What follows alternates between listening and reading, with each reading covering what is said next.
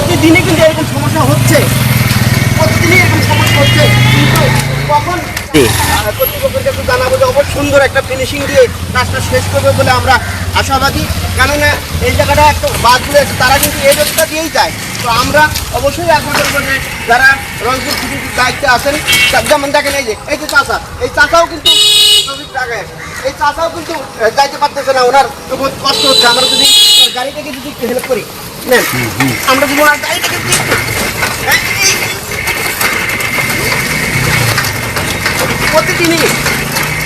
প্রতিদিনই কিন্তু এরকম সমস্যা। কাকা একটু পিছিয়ে দেয়,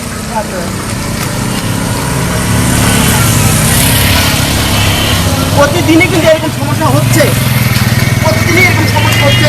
কিন্তু কখন কার কোন বড় ক্ষতি হয়ে যায় আসলে এটা কিন্তু খুবই বলা মুশকিল। সেই কারণে আমরা ভাই একটু আসবেন আসলে। মানে থানার সামনে জায়গা, কত সমস্যা, গাড়ি ভাড়া যাইতে পারতেছে না, খুব ভয়